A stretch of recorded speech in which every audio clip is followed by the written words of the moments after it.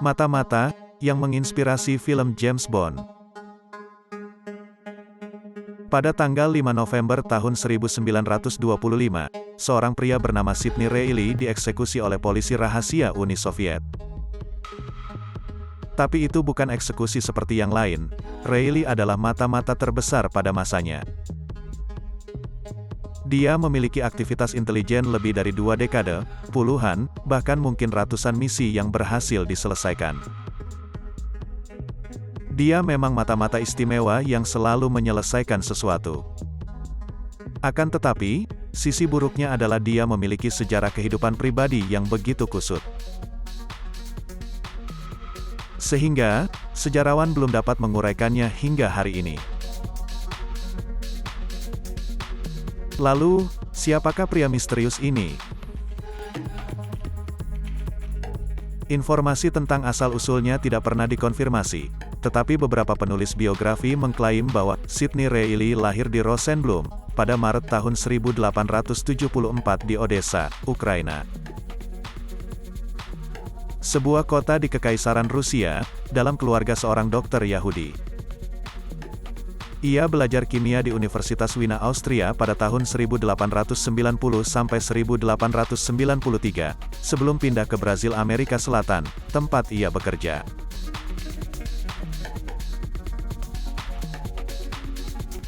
Di Brazil, dia berhubungan kerja dengan sekelompok penjelajah dari Inggris, yang dia dapatkan sedang dalam kekacauan hingga tersesat di hutan Amazon.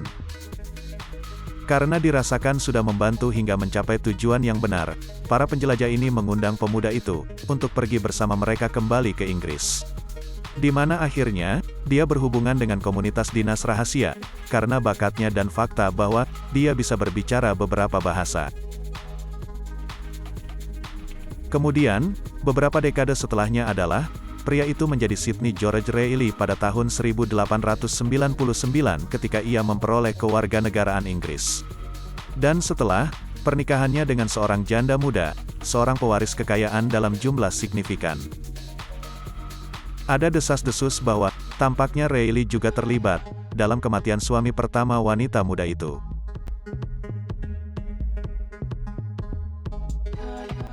Misi pertamanya adalah, kembali ke negara asalnya Rusia pada tahun 1899, di mana dia dikirim oleh intelijen Inggris untuk mengumpulkan informasi tentang cadangan minyak di Kaukasus.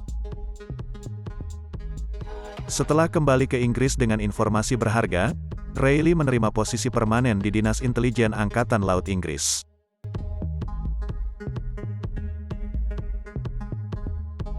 Riwayat pekerjaannya juga tercatat bahwa Reilly juga ikut dalam aktivitas memata-matai selama Perang Boer di Afrika Selatan. Kemudian di Timur Tengah, dan pada 1904, dia juga terlibat memata-matai Inggris dan Jepang selama Perang Rusia-Jepang. Selama Perang Saudara Rusia, Reilly menjadi mata dan telinga intelijen Inggris, ketika dia bergabung dengan Tentara Putih Rusia pimpinan Jenderal Anton Denikin. Pada tahun 1909, Reilly dikirim ke Jerman untuk mendapatkan informasi tentang perkembangan militer Reich ketiga, bertugas mengumpulkan data tentang pabrik senjata Jerman. Reilly juga sangat aktif terlibat selama Perang Dunia Pertama, ketika ia berhasil melakukan lusinan misi, dan menyusup ke belakang garis musuh.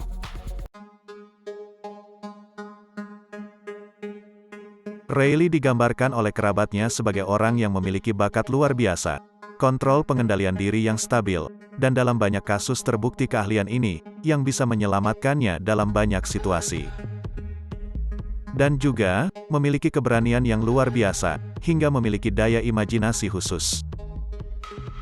Keahlian yang lain adalah, Reilly juga seorang ahli penyamaran dan aktor yang sangat baik, yang memungkinkan dia untuk memasuki banyak lingkaran dalam selama bertahun-tahun. Dia juga memiliki kepercayaan diri yang besar pada dirinya sendiri, dan kepintarannya, bahkan sanggup menerima dan menyelesaikan misi, yang paling berbahaya sekalipun. Namun, yang sebetulnya terjadi adalah, dikatakan bahwa kesetiaannya bukanlah pada negara, tetapi hanya pada dirinya sendiri, dan rekening banknya. Itulah sebabnya, atasannya tidak pernah sepenuhnya mempercayainya. Lagi pula, mata-mata yang lebih tertarik pada uang adalah sasaran yang empuk untuk dirayu. Reilly pun tidak terkecuali, karena ia tampaknya lebih banyak memata-matai banyak negara dalam negara. Atau dalam istilah intelijen adalah double agent. Reilly juga memiliki hasrat yang luar biasa terhadap kemewahan dan wanita. Dikatakan bahwa jumlah gundiknya setidaknya sama dengan jumlah paspornya. Menjelang akhir perang, Reilly dikirim kembali ke Rusia, ditugaskan mencari cara untuk menggulingkan rezim Bolshevik. Dalam hal ini, dia merencanakan untuk membunuh Lenin. Singkat cerita, dia berhasil menghubungi dua pimpinan pengawal Lenin, yang dia suap. Akan tetapi, yang terjadi kemudian adalah, dia tidak berhasil melaksanakan rencananya. Yang terjadi kemudian adalah, Lenin ditembak oleh Fanny Kaplan, seorang anggota revolusioner sosialis, yang menganggap Lenin sebagai pengkhianat revolusi. Dan Lenin berhasil diselamatkan, hingga polisi rahasia Rusia memulai penyelidikan. Polisi rahasia Rusia telah berhasil menemukan dua pria pimpinan pengawal Lenin, yang telah disuap oleh Reilly. Karena itu, identitas Reilly terekspos, terbuka dan bersiap untuk dihukum. Dan cerdiknya, Reilly berhasil melarikan diri dari negara itu sangat tepat waktu.